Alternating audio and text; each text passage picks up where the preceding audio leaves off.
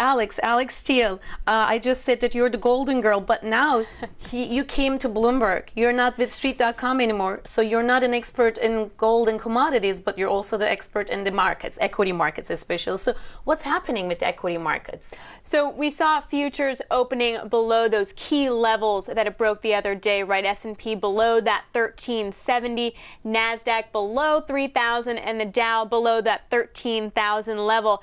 But that's okay. We got some really good data today, which was encouraging. Initial jobless claims at its lowest level since March 2008, around 351,000. We got strong manufacturing data out of the UK, Germany, and China. All of that indicates a slow improvement in the economic global recovery.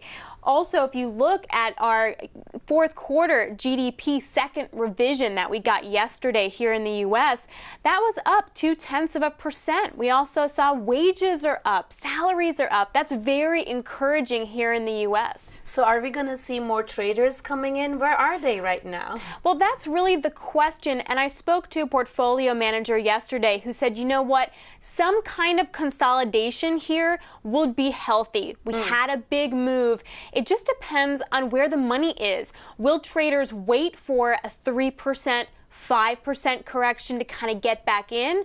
Or do they want to jump in now and not miss that other leg up?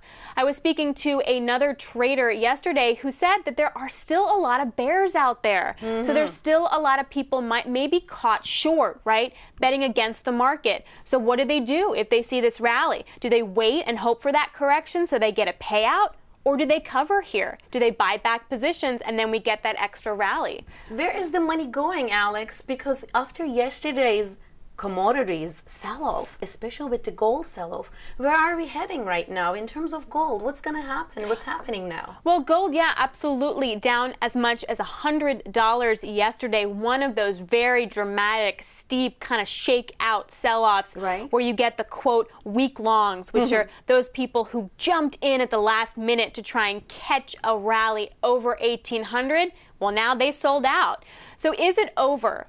It really depends on how traders take the next couple days. Do we kind of go volatile around these levels here, which is kind of what we're seeing, traders selling out, but some physical buying coming in, sort of that push and pull, tug of war. If we continue to see that, we might see a base build around for gold, which would be more healthy going up. If we continue to see some kind of a rotation into, say, oil or other stocks, and investors really forget about gold, because like we saw yesterday, Ben Bernanke mentioned, well, intimated that we wouldn't get more stimulus into the U.S. economy. If that freaks out investors enough, do they forget about gold altogether? I just want to point out that even though we got that statement from Bernanke, nothing huge has really changed for gold. I mean, the ECB, European Central Bank, just pumped $1 trillion into banks since December. U.S. money supply up 28% since 2008. China cutting the amount of money banks have to have in their reserves. That's all very supportive for gold. And you have to watch the physical market on these big dips. Do big dips mean big buyers, like central banks, emerging markets, buying on those low interest rate, big money moves? Where is it heading in terms of price? Gold, I mean. $1 million question. We had Bank of America sees, $2,000 end of the year. We also have Credit Suisse saying $1,800 in the next 3 months. Some of my sources say $2,000 to $2,200 this year seems doable. But after that, if we see more confidence in currencies, if we see central banks maybe start to raise interest rates or stop the stimulus, like we heard from Bernanke, that's really going to put the lid on gold's big rally. What happened to crude New York today? Did you talk to traders about where it's heading? Absolutely. And, it's trading around 107, finding its feet, right? And some of my trading buddies said that nobody is short this market. You're either in it long or you're not in it at all. Interesting. That nothing is going to drag down this market. He also said that the veteran traders, those who've been in there for a long time, are looking at the supply constraints out of Iran, for example, and they've seen this already.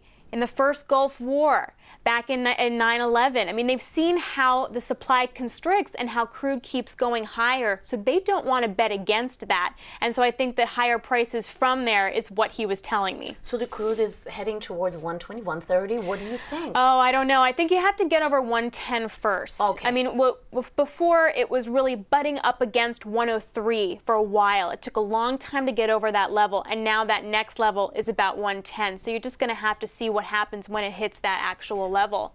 I see. And I want to talk about the equity markets again. We started with the equity markets. Let's close it with the equity markets. Let's talk about those technical key levels, and especially towards the end of the year. I know, given the ECB and taking consideration of all these other factors and economic data, but the momentum is there, right? What do you think? Do we see more bullish or bearish people out there from what you take from the portfolio managers that you talk to, from the traders?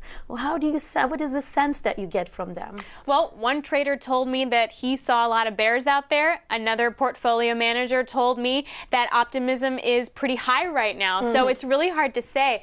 In terms of key levels, if you look at this S&P 1360 is kind of a key moving average. We seem to be able to be holding there. But 1370, though, is still going to be that level that if we get over and hold it. I thought that if we surpass 1370, that means going up in terms of rally. We should be keeping it up at least. Well, you have to wonder if that's going to bring a lot of people in who have money on the sidelines, who are kind of worried. And remember, we have the jobs data next week for the U.S., and that can always be a very interesting market mover for traders who want to be playing the market. That's a very important economic data. You're right. How about Dow Jones? What's happening with Dow Jones? We know NASDAQ was moved with Apple yesterday, but what are the big movers in Dow Jones nowadays? Well, for the Dow, we're looking at 13,000, right, is that key psychological level. And you have to look at where the rotation is coming in. Are they moving out of defensive names like consumer staples and into cyclicals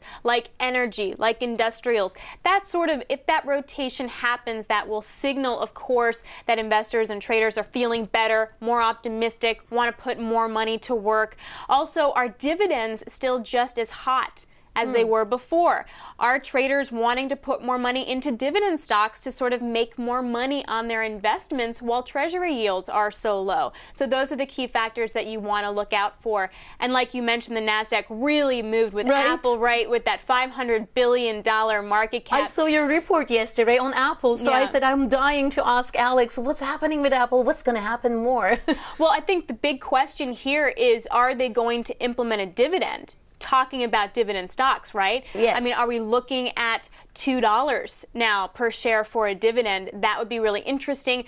Some portfolio managers, analysts I spoke to said, sure, that's great. It'll bring a lot of new investors into the market that will help its market cap, but they really do want to see more products. They want to see an Apple TV, a literal 42-inch Apple TV. Oh, really? A new Apple TV? They want to see something like that. So that's where they want to see most of the money go to. In addition to iPad 3, which is coming on March 7th, and with the $7 billion, the dividend out of $97 billion cash, really I guess they can afford it. Exactly. Thank you so much for coming and sharing all your reports and your interviews, your conversations with the traders and portfolio manager. They were very, very valuable. Thank you, Alex.